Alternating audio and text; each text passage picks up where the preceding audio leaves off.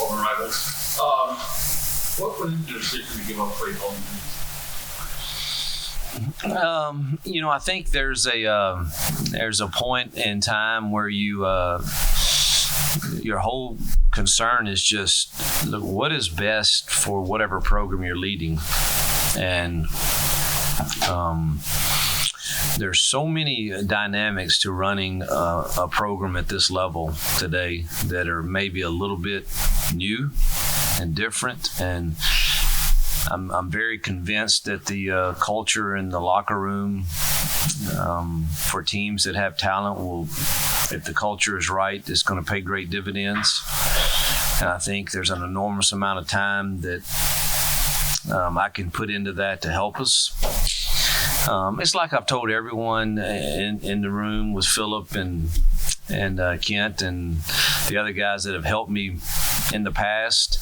I'm still going to call a share of them, depending on what that looks like, probably more in the warp tempo world. We really don't know exactly what it looks like, but I know that I have great confidence in Phillip as a play caller. And I have great confidence in he and Kent and Jake and Ben and Cadillac and Marcus and those guys that we brought to help formulate a game plan should I need to be elsewhere, making sure that our program is right. So it's really just the total landscape of college football and running a program is, if I really do what I've done in the past and spend all of my time game planning, preparing to call a game only, I'm not sure that's best for Auburn. Jason. You guys followed up Auburn undercover also. We talked to Phillip. He said his time as a head coach helped him as a play caller now and kind of understanding. How valuable is that to have that head coach experience when you go back to being a coordinator and understanding maybe the entirety of the game? And I guess having head coach experience.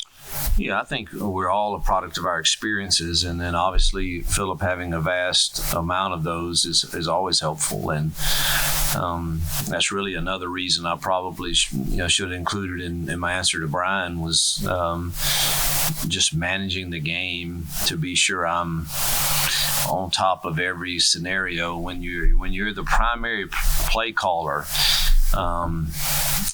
there's a lot of times you feel like you need to be on the defensive channel as a head coach and aware of, we need a timeout here, but you're also torn because you need to be on the headset saying, guys, what in the heck are we going to do the next series to fix this?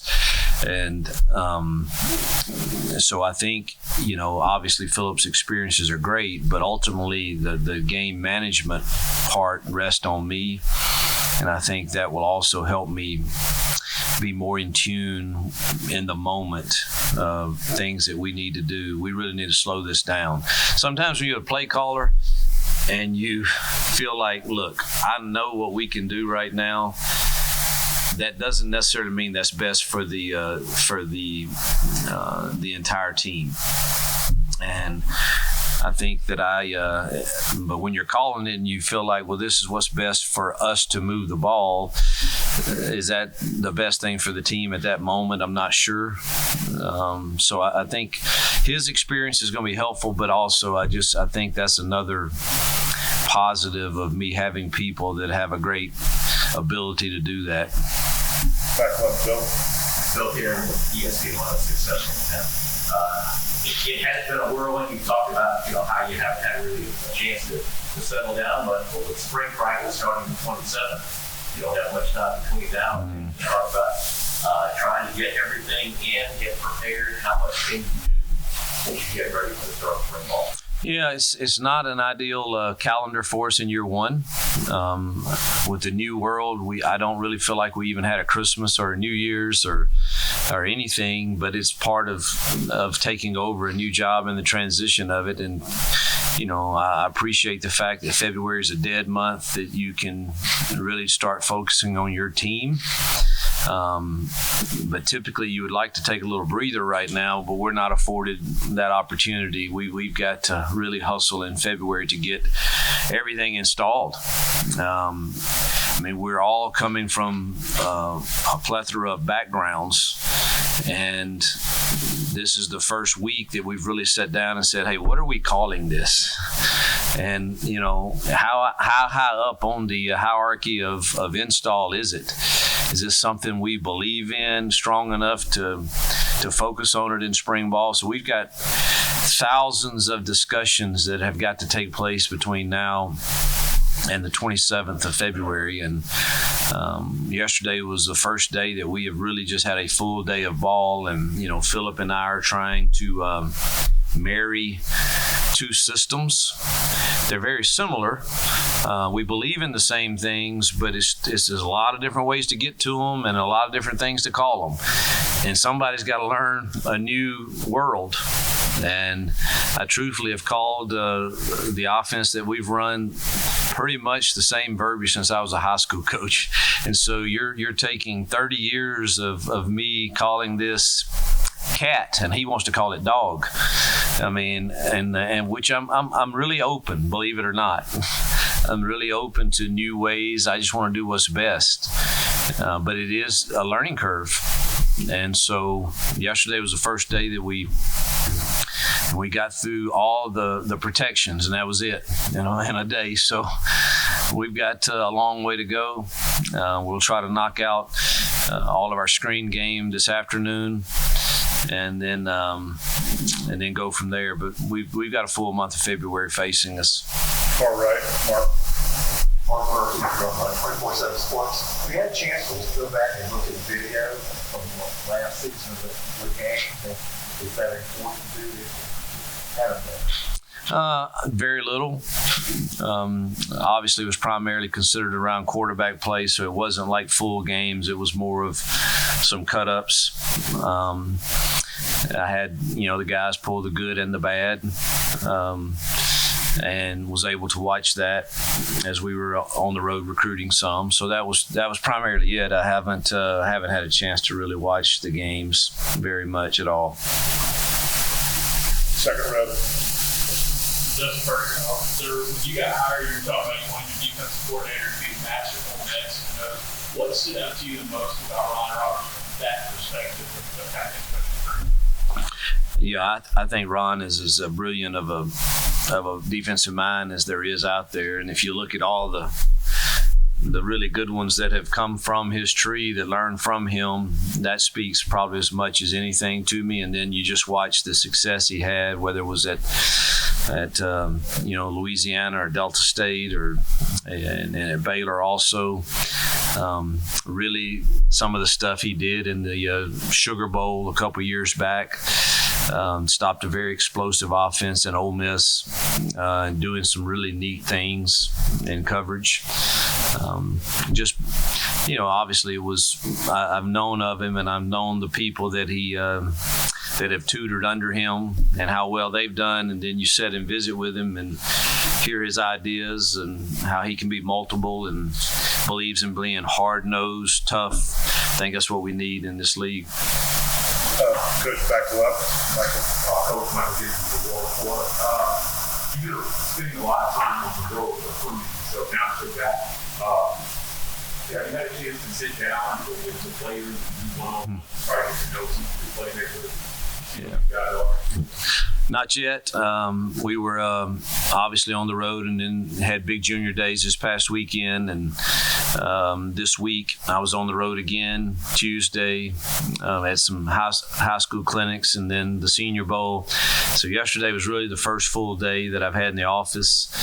I'm more concerned with them approaching the workouts with Coach Dom correctly right now. And I don't know that it's the right approach, but I'm listening and watching and looking at the list that come across my desk. And starting next Wednesday, I'll start having some meetings. But I'm just looking and watching and listening right now and trying to get to know them by their actions more than just someone that could sit and talk to me. And if you're showing up on a lot of lists, it's not a good sign. that distracts me, and I don't care for it very much at all. And I'm sorry? Oh, any kind of, I call them my distraction list. Parking, academics, you name it, anything it's usually not good if they come across my desk on a list. And so I'm just listening and watching, but looking forward to getting to know our team. Truthfully, it's one of the most uncomfortable things about transition right now, and the way we have to recruit is you don't get to know your guys. So I'm excited to get to know them, and next week will be a big week for that. Front right, Philip. You just talk about Philip Marshall, Auburn Uncovered. Just talk about the way you grew up and how that impacted you. I mean, the hard work and the things you had to do. Yeah, it was a hard upbringing as far as work. You didn't have a choice whether to participate or not. That was not something that you did in our household. You did what your father said, or your uncle said, or your grandfather said, or your coach said. And that's what you did. And our only livelihood was the dairy farm that we had, and then most of everyone that ran the dairy farm also participated in leading the school system. So you kind of, because I played sports, I had the morning shift. And so the cows for 365 days never took a break. And you had to do that. And that was my shift. I guess that's why I'm a morning guy now. I don't like staying up late at night, but I get up really early in the mornings. And, we learned hard work.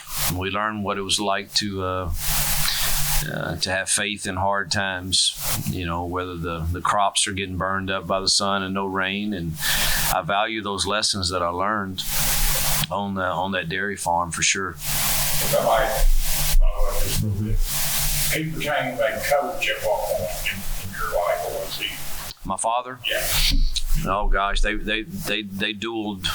He was dual that as long as I can remember. He was dairy farmer and a coach. That's and as were my uncles. My grandfather was just the farm, but you didn't make a whole lot of money on just the farm for 4 families. So I think they all felt like they had to do something different to help ends meet. So as far as I can remember back, he was both. We're going to go to the back of the TVs. One on the right. Coach Brianna Jones, Lady Channel 5, and initially there was backlash when you were hired, but seeing the work that you put in on your recruiting trail, I think we have the definitely trying to turn. What's the message now that people still looking to, start hearing this process?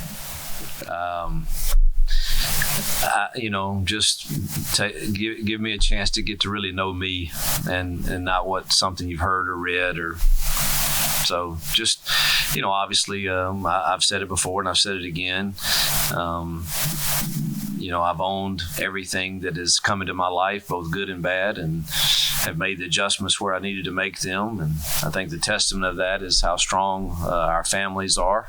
My family is, my friends are that know me, and hopefully the ones that really matter are our players, our fans, our administration, and our families. And I'm comfortable with that, and hopefully those that take the chance and take the time to get to know us will see the same. Sure. Coach, in this quick transition, obviously there's a lot of challenges that come with your first year with the program, but obviously a lot of excitement as well. And I'm curious for you, though, how to quantify the benefit having you guys on staff, not only hiring some of the program players, but also with teaching that knowledge and that help so far? Yeah, I lean on Cadillac quite a bit, and Zach.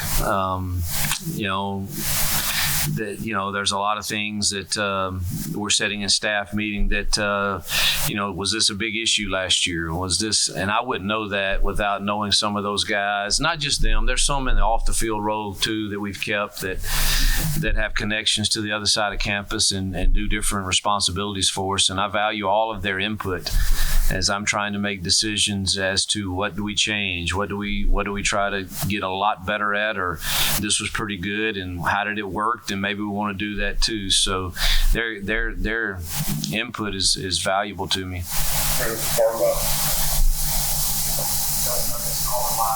You talked about coaching and ready for spring ball. Does it change your expectations in terms of what you need to get operating spring ball installed, but this will be a time, or do you expect to come out of that decent, what Yeah, no, we won't. I really want us to get in spring ball and get good at something, particularly offensively. What can our quarterbacks do? And all right, how can we make that look different, and what different things can we do with what they can do? And we've got plenty of time in fall camp, in the week, for a game plan to add some of these auxiliary stuff in if we think that's going to help us win a game. But truthfully, what can we do on offense that we feel like our personnel can do that we currently have? And then defensively, man, we must play hard, and we must be physical, and we must tackle well. I don't care if we get 2 fronts in. Let's get all of those things down and go get the ball and take the ball away. So those will be my focus on. I'm not real caught up. I told them this morning, staff, I don't care if we have just 3 install days and the rest are just us getting better at those 3 things that we installed on those days. So I really could care less how much we get in. Middle? Caleb Jones, Auburn, it's been a busy 2 months for you guys on the thru. So kind of talk about the thru philosophy and how important it was for you guys to get to those. Yeah, there was no more important thing. I mean, I would love to say that I knew our team better, but the current roster demanded that we hit it hard, and I just wasn't afforded the opportunity to sit in the office and try to do anything else other than recruit. And so we hit it hard. How much can you really do in 2.5 weeks? It's hard to really say how much we closed the gap on the teams that you're trying to catch, but I do believe we improved ourselves. Some of those challenges were very daunting, truthfully. I don't remember a time in my whole career where we felt like we had to sign 9 offensive linemen. I mean, that's unheard of to try to get to your 16 number. That's a big challenge, and we were able to sign 8 guys thus far, and I think I like the 8 that we signed on paper and on film and as young men, but we've got to get out and prove that. And so it was there was no way around it. We had to get after it. And you also feel like you're behind on the 24 class because all these other guys they already pretty much know who their 23 is, and they're already getting a head start on you in the 24 class. And so that made for a full January to try to catch up on some of those. Go back right, Tom. Were you surprised at all by how much you got during those 2 months? The one thing I knew about Auburn is I felt like Auburn sells itself pretty well. If it has someone that's leading with a vision that people can see and buy in, and I do think I have a gift to be able to say, man, look, here's what my vision is for you individually and for us collectively as the Auburn football family. And our administration has the same vision. We're in line on that, and that's to be one of the most competitive programs in this conference and an elite program nationally. And they come, and if you can get them to campus to come and see, I think they will sense an energy and a feel about this place that is attractive to a lot of players. And so and then we've been supported very well by everyone on this campus to try to help sell the vision. And was I a little surprised? Maybe, but I come in with a pretty strong belief that we can get something done. And I was real proud of our staff, and it's not just the guys on the road, man. The personnel office, the recruiting office, all of those people that spent countless hours up here trying to pull off all of the visits that we had. All of them pitched in. It was definitely an Auburn family effort. Front row, Jason. You talk about that kind of vision thing. We heard from recruits a lot about how this staff already felt like they've been together for a long time. Did you feel that pretty quickly when you got started getting on the road and having to roll up your sleeves and do that type of recruiting? Yeah, I think, there's a lot of things that if you're honest with yourself, and I think you guys would say the same. If you're really honest with yourself, there's a lot of things that you feel like you're pretty good at, and there's some things you feel like, man, I really stink at that, and I've got to figure out. I got to hire somebody that doesn't stink at it, because I'm going to fail miserably if I'm counting on myself to do certain things. But one of the things that I do feel very strongly about is the ability to take a group of people, formulate a staff, and then say, this is the direction we're going, and it only works if we all are talking alike, believe the same, and are moving in that same direction together. And I think that one of the reasons we've been able to turn programs around really fast is because of that, and I'm pretty steadfast in that every day. From my morning text to the staff to, this is what our focus is today. This is what I want your words to. I mean, it sounds like I'm saying I have to tell everybody how to talk, and I'm not saying that. I don't care how you formulate it, but man, I want everybody that we encounter today, here's the kind of the theme that we're trying to get out, and I think our staff likes that, and they've been incredible at selling the vision. Coach, you got three quarterback in the portal for the fourth period. You got plenty to go after a quarterback in the second post-fourth period. And you recently made some comments about the current group understanding what it needs to be in the court. Explain what you're looking for there. Yeah, let me take question one first. Will we take a quarterback in the second portal? I think I'll know a lot more after spring practice. Truthfully, when I watch the cut-ups that I've watched, man, it's hard. It's hard for me to adequately judge quarterbacks if they're not afforded the opportunity to stand in the pocket and make reads and make different throws for a decent percentage of time.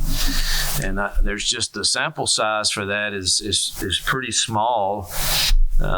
If they weren't under some type of duress, or maybe it was more of a move the pocket scheme, so I'm anxious to get into to spring and kind of see how they handle that, and then I'll go from there with what we do in the second portal window.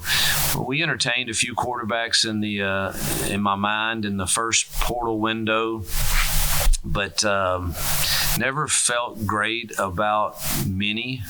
There were a couple that we did, but they didn't pan out for whatever reason here at Auburn, and I was okay with that, honestly. I'm excited to work with the ones we have. Your second part of that was becoming an SEC quarterback. If you really want to be the guy that leads Auburn University as the quarterback, the leader, I think it's impossible for you to be a great quarterback and not assume the role as a leader. Well, what does that look like? It certainly doesn't look like that there's no one in that locker room that wants to follow you. And it certainly doesn't look like someone who gets rattled every time something doesn't go exactly right. It certainly doesn't look like someone who's on list. Certainly, that's not what my SEC quarterback's going to be. Yeah, you don't like this. No, I do not at all. I don't understand, man. I don't understand how hard it is to park in the right spot or to be on time, or I don't. And I'm not saying that ours are dealing with that a lot right now, but I'd rather it be zero, truthfully. So, I just think they've got to understand the whole makeup of what it is. And you're going to get coached hard, but that doesn't mean we don't believe in you. And you can't blink when something negative happens. We've got to play the next play. So, again, all of this talk that I'm doing is it total reality? I don't know, because I hadn't coached them a single rep yet. But I think what I'm saying to them is truth, and they've been incredible to visit with. and I'm being very honest with them, and they're being honest with me, and I'm excited about spring ball with them. I'm going to take a couple more. Brian, you have one? Yeah. Oh, everyone that ran and Austin down here. Took an endless. Yeah, I mean, that speaks to his humility, I think. He's the best quarterback coach I've ever been around. That's really not my forte, the fundamentals. I'm more of, man, here's the big picture. This is what I want to happen, and this is what I want it to look like at the end. Now you go get his mechanics right to get it done. And he really is the best at looking at a quarterback and saying, this is exactly what he needs to improve on. This is what he needs to do. And he's also a great game planner. And I think he's going to, be huge for us in that off the field role. And I really am leaning on him to be truly the chief quality control of our offense. And that means if we say, sitting in that room, myself, Phillip, any of the position coaches, if we say this is exactly how the route is supposed to be run on this play, this is exactly the footwork for the tailback on this play, the quarterback on this play, the O-line, it's communication on this play, this is what the check should be to this odd front on protection. If we say that in that meeting room, and yet the film shows that it did not come across where we executed it that way, that is Kent's responsibility. He has the freedom from me to say to anyone in that room, whoa, that's not what we said. And we have to get it fixed. I think one of the greatest traits of great coaches is you get things fixed from one practice to another. It doesn't just linger and keep going on and on and on. And Kent's got a huge role in making sure the quality is what we say and it's done the way we want it done. Last question, Brian. Yeah, Brian Mackey, with Auburn.com. First of all, your list is Brian showed up on your list. Yeah. Daily. He would not play quarterback for me. Also, just wanted to ask these last 2 months, hiring the staff, 23 recruiting, 4 recruiting, 24 and 25 recruiting. Have you ever experienced a 2 month cycle like this in your childhood? No, never. And truthfully, as much as I hate to admit it, I was ill prepared for not for the grind, or I'm not afraid of that, or it's just a new world of trying to, heck man, we used to play for peanuts, or a peanut butter and jelly sandwich, and that's what our coach would give us on the road trips, or $5 here and $5 there, and man, never thought about transferring. Man, I'm just thankful I'm on the team, and boy, it's a new world now, and complaining does not help it. So I'm not a complainer. But I really thought, man, I convinced myself that I was sharp enough to, man, I put this plan in place, and this is what we're going to do for the left tackle, and this is what we do, and and here's the plan, and you compete, and boy, I was just, I was way off, and it changes from day to day, truthfully, and the teams that can handle it, this new world of all the voices that are in their ears, and I really think it's critical, and I did tell our team in the team meeting that you have to decide what your identity is going to be gotten from. And if you don't get this settled, it is going to be a wrestling match that wins against you time and time again if your identity is only tied up in what I do or what I get. And unfortunately, there's going to be many that probably lose that battle. And the answer is either, man, jump in the portal, do this, do that. And man, I'm praying and hoping and that we can make Auburn different somehow, some way, to where the culture we cultivate here and their value is, and their identity is gotten from really who they're becoming on the journey we're on, not the external things. All those are nice. Some of them are nice, but boy, if that's our focus, I'm afraid we won't be as successful as fast as I would hope. Coach, thank you for your time. Yep. Appreciate it. Thank you. Everybody, we've got a defense